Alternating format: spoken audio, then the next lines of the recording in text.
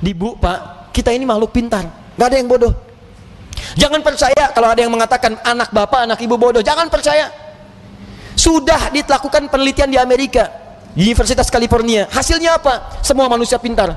90% cerdas. 90%. 5% jenius. Jadi kalau ada yang merasa jenius, jangan bangga dulu, cuma 5%. Tuh, 5% lagi telat. Telat itu bukan bodoh, tapi karena pengaruh bagian-bagian tertentu di lingkungannya belum teroptimalkan dua potensi ini. Bahkan dia bisa memilih pengen cerdas atau pengen jenius. Einstein dulu disebut oleh guru sekolahnya dengan kalimat yang sangat kasar. Gak berani saya ungkapkan di masjid karena rumah Allah, kasar sekali. Keluar dia dari sekolahnya, menemukan kitabnya Avicenna, dibaca oleh beliau. Yang dibaca kitab Al-Basair tentang kecepatan cahaya. Bagaimana malaikat turun dari langit ke bumi bolak-balik dengan kecepatan cahaya, diciptakan dari cahaya, turun sekian, dihitung oleh Ibnu Sina, ditemukan oleh Einstein, dipelajari. Beliau memilih pindah dari yang disebut telat, pindah kepada ini yang jenius. Di barangkali anak bapak, anak ibu yang disebut telat macam-macam, mungkin Allah menitipkan sesuatu yang lebih hebat dibanding yang lainnya. Jangan percaya, nggak ada murid yang bodoh, yang ada guru yang kurang kreatif mengajar. Ingat, pintar itu adalah anugerah, bodoh itu pilihan. Maka itu kewajiban kita harus memaksimalkan pengetahuan ini. Kita ini makhluk cerdas, Pak. Di kewajiban kita itu menjaga kecerdasan sampai pulang. Ayo kepintaran kita tampilkan. Antum mau jadi apa aja yang baik-baik bisa. Ahli matematika bisa. Jangan percaya antum disebut telat, bisa. Fisika bisa, keluarkan, pelajari, pahami. Kimia bisa. Ya, yang lainnya bisa. Dan yang paling hebat adalah kalau ingin dipercepat itu semua, ini yang rumusnya saya berikan pada hari ini. Bagaimana cepat memahami sesuatu, bagaimana cepat mengingat sesuatu, itu yang ditampilkan oleh Quran. Kalau Anda ingin mengeksplor potensi pengetahuan sampai jadi luar biasa, maka Allah mengajarkan cara-cara itu yang akan dibahas. Cuman masalahnya, waktu kita itu tinggal 5 menit lagi. Itu masalahnya. Padahal saya ingin kasih contoh nih. Ini teorinya, ini contohnya, ini prakteknya. Hasilnya jadi begini. Ibnu Sina, Al-Kindi, Al-Farabi, Al-Ghazali, Al-Battani, ya, Ibnu Battuta dan sebagainya, saya turunkan. 5 menit cukup insya Allah? Cukup, baik. Baik, ini saya nggak bahas dulu ya, karena waktunya terbatas ya. Nanti saya bahas di malam Jumat insya Allah, Al-Quran Sunnah Solution. Saya simpan di sini. Baik, silahkan Mas. Jazakallah khair. Semoga Allah muliakan antum. Satu, baik. Satu, cara cepatnya. Cara cepat ini Bapak Ibu bisa praktekkan kepada anak-anaknya nanti ya. Kita harus yakini karena ini Allah yang menginformasikan. Jadi kita dikasih pengetahuan, kewajiban kita adalah memaksimalkan pengetahuan ini untuk mengoptimalkan fungsi kehidupan di dunia. Kita kan hidup di dunia butuh pengetahuan.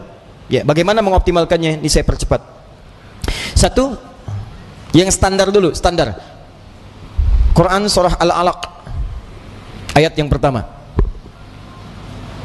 Iqra Bismi rabbikal ladzi khalaq.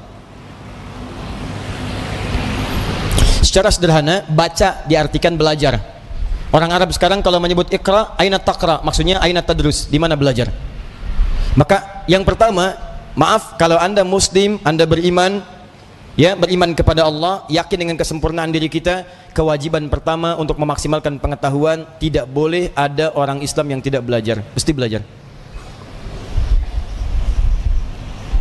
Kemudian diturunkan lewat hadis Nabi sallallahu alaihi wasallam, lihat cara belajarnya, perhatikan caranya. Awas, bukan biasa. Talabul ilmi fardhatun ala kulli muslim. Belajar, menuntut pengetahuan, ilmu.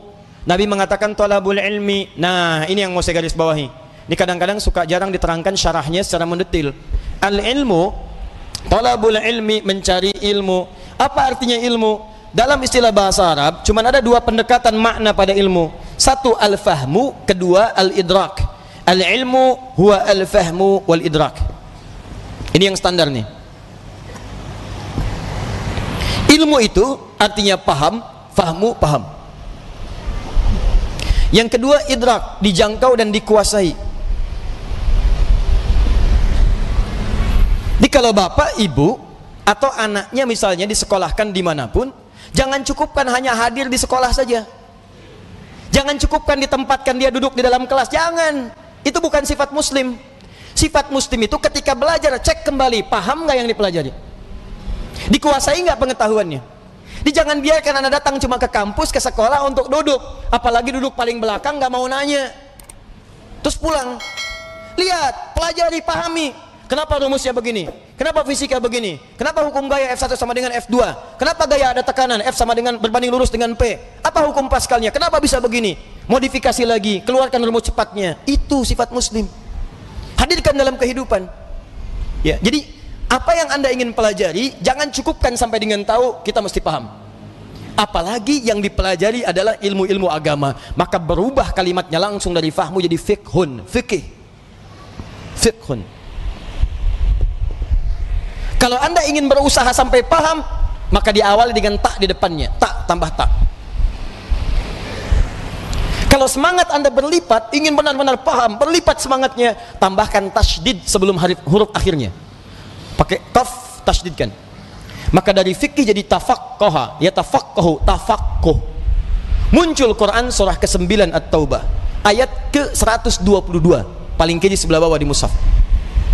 Tafaqquh.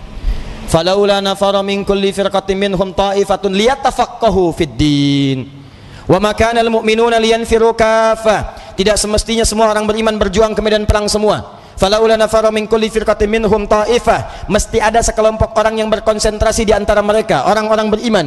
Apa konsentrasinya? Liyatafaqahu fid din, untuk mendalami ad-din. Langsung menggunakan tafaqquh. Yang didalami apa? Ad-din.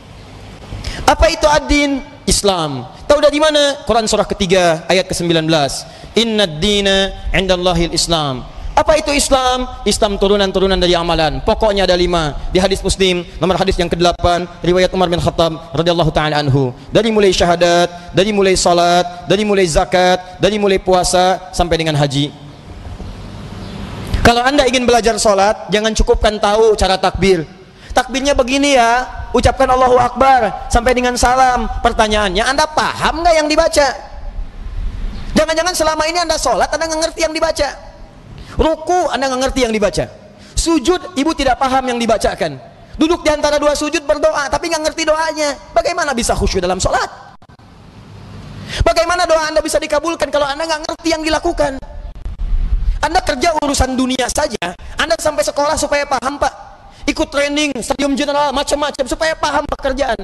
Begitu Anda kerja, terima gaji 10 juta, meninggal. Ini urusan akhirat abadi kita. Dibawa sampai ke akhirat, kita yakini itu. Masa urusan akhirat kita biasa-biasa aja?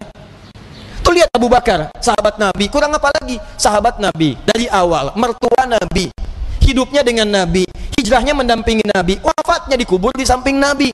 Saking pahamnya dengan sholat, takbir, Allahu Akbar, gemetaran tangannya. Ditanya kenapa?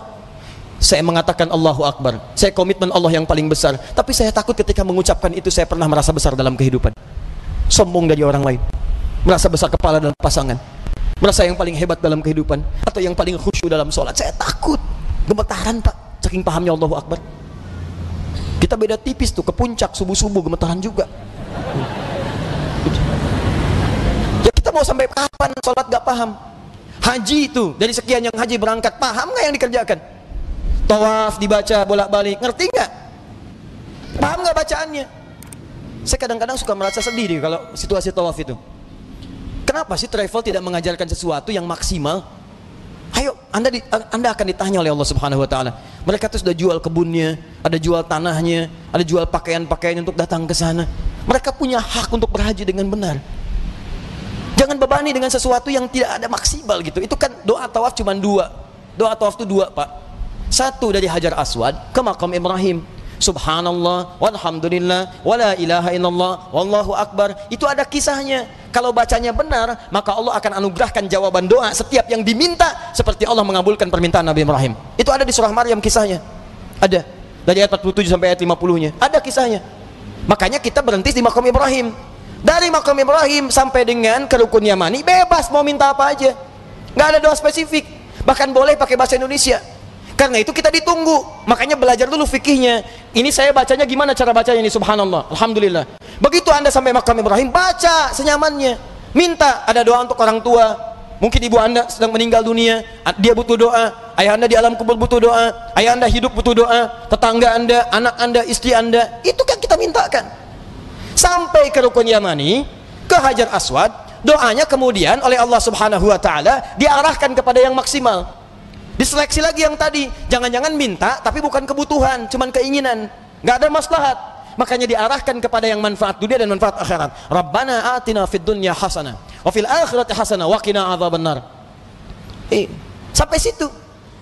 Jadi yang tadi anda minta itu benar nggak urusan dunianya? Jangan-jangan minta tapi nggak maslahat dunia. Maka oleh Allah yang bagus dunianya diberikan, yang ada maslahat akhiratnya diberikan, yang kurang baik diganti dengan yang lebih baik. Begitu caranya. Kasihan kadang mutar sampai lupa berapa putaran yang sudah dilalui. Ya. Ada kisah hebat nih, saya sambil menutup sedikit. Tapi ini tidak harus ditiru caranya, tapi bagus sebetulnya contoh untuk kita. Ada anak muda bu, datang ke Ka'bah. Dia belum nikah tuh, cari dodo sampai ke sana. Sampai di Multazam, dia berdoa. Benar, pakai bahasa dia ngerti. Coba mungkin caranya tidak harus seperti ini, ya. Ya Allah, hamba datang ke sini ya Allah untuk memohon kepadamu jodoh.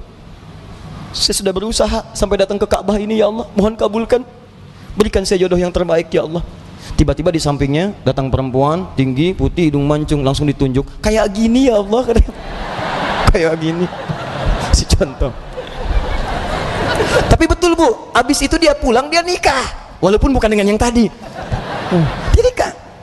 Karena permintaan dia sesuai dengan apa yang dia butuhkan. Ya kenapa kita nggak minta dengan bahasa kita? Ada yang lebih unik, datang dia ke situ, bawa catatan. Ya Allah, hamba datang kemari banyak hutang ya Allah. Engkau maha tahu dengan keadaan hamba. Banyak hutangnya, tidak anda sebutkan, engkau juga paham. Tapi kalau tidak percaya, ini catatannya. Tempelin. Ada. Ya. Yang mau saya katakan adalah teman-teman sekalian, ini al-ilmu wal fahmu wal idrak. Anak pulang dari sekolah, datang ke rumah, cek lagi. Nak, tadi belajar apa? Dulu ibu kami begitu, pulang, tadi belajar apa? Coba ajarkan lagi. Seperti apa? Kenapa ketemu begini? Kenapa begitu? Maghrib, semua TV berhenti. Ayo datang semua mengaji. Mau lari kemanapun akan dikejar bu. Saya pernah sembunyi di bawah lemari, dikejar. Cari mana katanya? Cari, suruh menghadap. Kalau belum mengaji nggak bisa tenang. Ini kita kehilangan nilai-nilai itu. Jadi kita tuh mesti pintar pak. Dulu orang begitu. Di ngajinya tuh jelas. Begitu dibahas pengetahuan, dikuasai dengan baik. Silahkan cek ulama-ulama dulu. Penguasaannya itu total. Nah tapi ada satu hal lagi. Jika anda kerjakan ini, maka anda akan mendapatkan percepatan pengetahuan dari Allah Subhanahu wa Ta'ala melampaui batas-batas pengetahuan biasa. Apakah kemudian tips yang diberikan oleh Al-Quran sebagai petunjuk itu, ini yang paling penting kita dapatkan. Tapi sayang, waktunya habis, kita harus berjumpa dengan kesempatan yang berikutnya.